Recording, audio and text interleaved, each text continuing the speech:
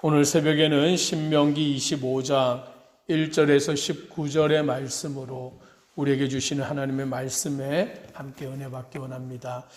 하나님은 이스라엘 나라가 하나님의 거룩한 나라, 이스라엘 백성들이 하나님의 거룩한 백성이 되기를 원하시며 오늘 그들이 하나님의 백성, 하나님의 나라로 살아가는 삶의 방식을 말씀하십니다. 1절에 보니 사람들 사이에 시비가 생겨 재판을 청하면 재판장은 그들을 재판하여 의인은 의롭다 하고 악인은 정죄할 것이며 라고 말씀합니다. 즉 공정한 재판이 이루어져야 된다라고 말씀합니다. 그 재판은 시비를 가리는 것입니다. 의인과 죄인을 구별하는 것입니다. 그렇기 때문에 바르게 재판장이 재판하여서 의인은 의롭다, 죄인은 정죄하는 그와 같은 공정한 재판이 벌어져야 되는 것입니다. 만약에 힘 있는 자에게 유리하게, 돈 있는 자에게 유리하게, 권세 있는 자에게 유리하게 판결이 내려진다면 그것은 불공정한 재판이 되게 되는 것입니다. 그러나 하나님께서는 이 재판 가운데 악인에게 태형이 합당하면 그의 죄에 따라 그 태형을 하게 하시는데 그 죄인에게 태형을 치더라도 3절에 보니 40까지는 때리려니와 그것을 넘기지는 못할지니라고 말씀합니다. 즉 그 죄인이라 할지라도 그 죄에 대하여서 태형을 때릴 때에 그 태형을 40대까지만 때리지 그 이상의 태형을 때리지 못하게 정해 놓았다라는 것입니다. 왜 그러냐? 만약에 그것을 넘겨 매를 지나치게 때리면 내가 내 형제를 경히 여기는 것이 될까 하노라 라고 말씀하시는 것입니다. 그 40대라는 한계를 정하여서 그 40대까지만 때리지 그 이상을 때리면 그 형제를 경히 여기는 것이다. 즉 우리가 흔히 하는 말에 죄는 미워하되 사람은 미워하지 말아라 라는 그 말이 있는 것처럼 오늘 하나님께서도 그 죄인에 대하여 태형을 행할 때 40대까지는 때려도 그 이상은 때리지 못하게 함으로 그 사람의 생명을 존중하는 그 범죄를 했다 하더라도 그 사람의 인격을 존중하게 하시는 것을 우리는 이 말씀 속에 볼 수 있는 것입니다. 두 번째로는 4절에 곡식 떠는 소에게 망을 씌우지 말지니라 라고 말씀합니다.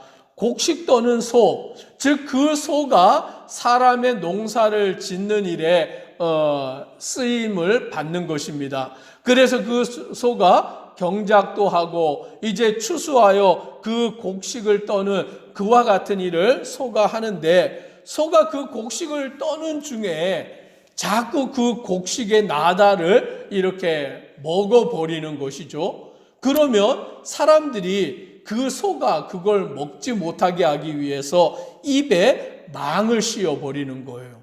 그런데 오늘 하나님은 그렇게 하지 말아라. 너희가 그 소를 사용하여 이용해서 곡식을 떠는 그 일을 하면 그 소는 마땅히 그 나달이 떨어졌을 때 그걸 먹을 수 있게 하여야 된다라고 말씀하시는 거죠. 일은 시켜놓고 오늘 일만 시키지 망을 씌워서 그것을 먹지 못하게 하는 것은 그것은 마땅한 일이 아니다라고 말씀하는 것입니다.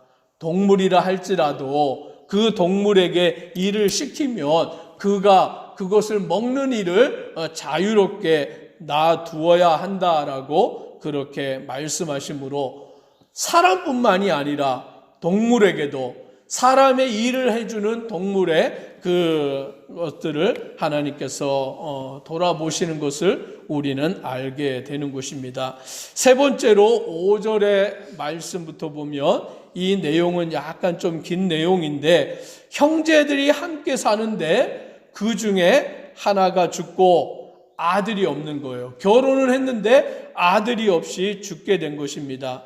그러면 그 죽은 자의 아내가 타인, 여기서 말하는 타인은 다른 지파나 다른 민족의 사람을 말하는 것입니다. 그들에게 시집가지 말고 그 남편의 형제가 그에게로 들어가서 그를 맞이하여 아내로 삼고 그 남편의 형제된 의무를 그에게 다 행하라라고 말씀합니다. 물론 이 말씀은 오늘날 이 시대 또 우리의 입장에서는 이해하기가 쉽지 않은 말씀인 것입니다. 그러나 고대 근동에 또 이스라엘 나라 그 상황 가운데에서는 우리가 이 말씀이 무엇인가를 생각해 보아야 한다라는 것입니다. 즉 이스라엘은 지파별로 그 나라가 구성이 되는 것입니다. 그 12지파가 있어서 그 지파별로 구성이 되고 지파별로 그 가문들이 세워져 가게 되는 거예요. 예전에 우리나라 같으면 시족사회가 구성이 된 것처럼 그 사회가 12지파로 하여서 구성이 되어져 있고 가문별로 가족별로 그렇게 하나님은 이스라엘 나라 가운데 그들의 땅을 주시고 지파별로 땅을 구별하여 경계를 하여 주셨다라는 것입니다. 그런데 만약에 그 여자가 자기의 남편이 죽고 자녀가 없으면 타인에게 시집가 버리면 그 지파의, 그 가문의, 그 가정의 대가 끊겨버리는 것이죠.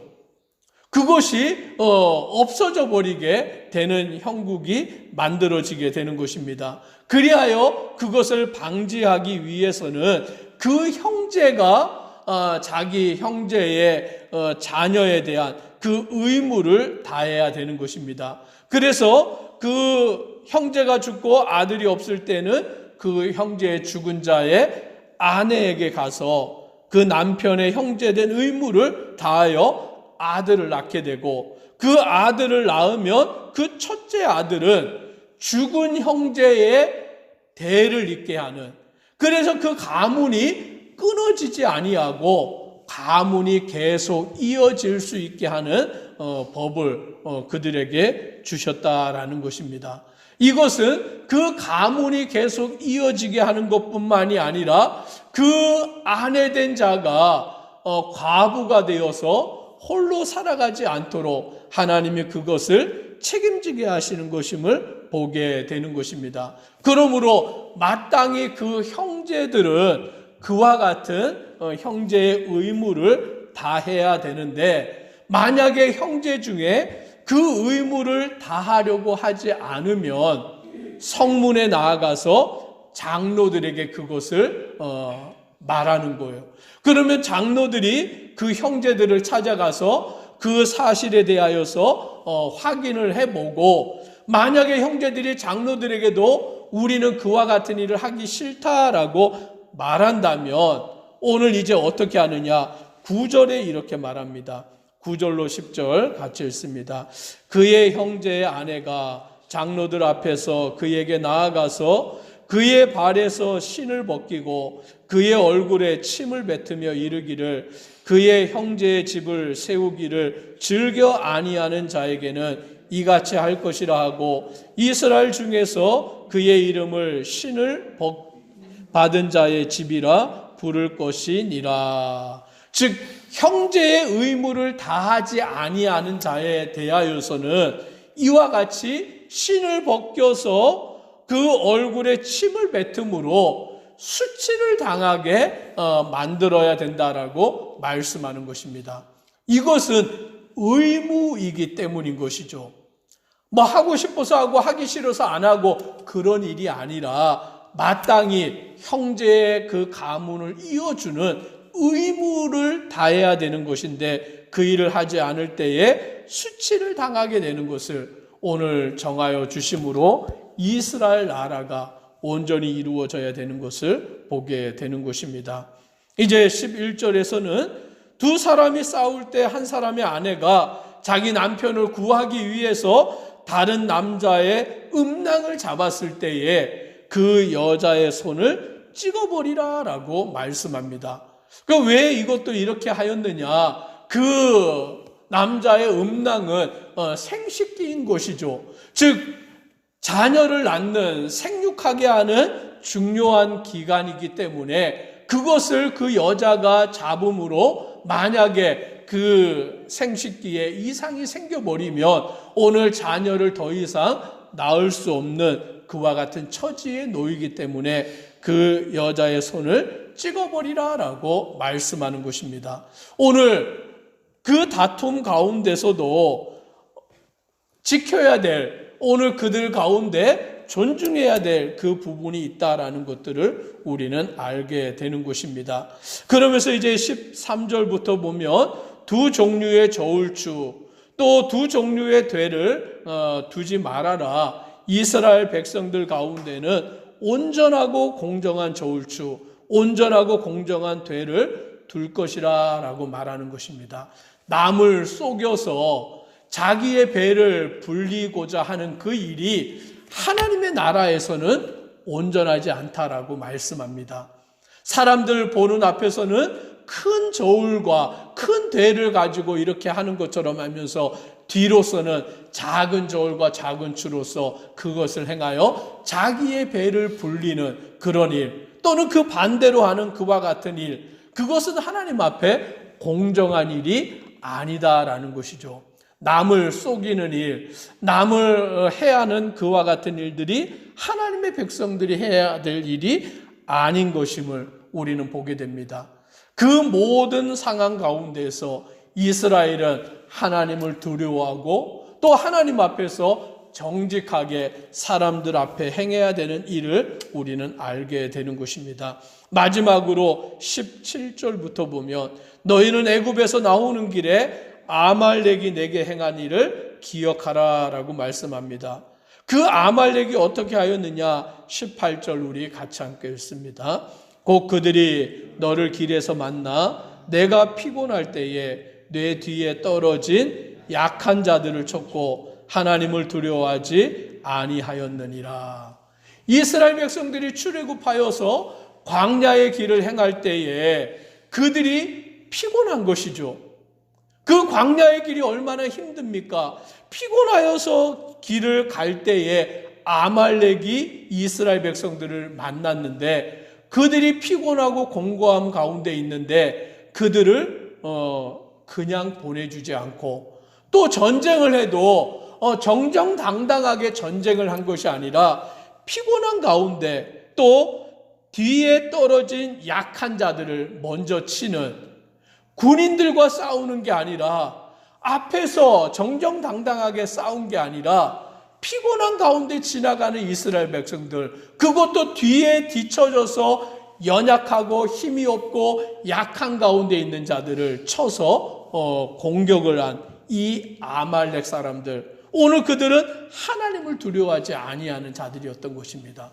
그러므로 이와 같은 자들에 대하여 이스라엘 백성들은 가나안 땅을 차지하고 나면 하나님이 그들과 함께 하셔서 적군으로부터 안식을 얻게 하여 주셨을 때에 너는 천하에서 아말렉에 대한 기억을 지워버리라. 너는 잊지 말지니라. 그 아말렉이 행한 악한 일을 잊지 말고 그들을 천하에서 다 지워버리라 라고 그와 같이 말씀하는 것입니다.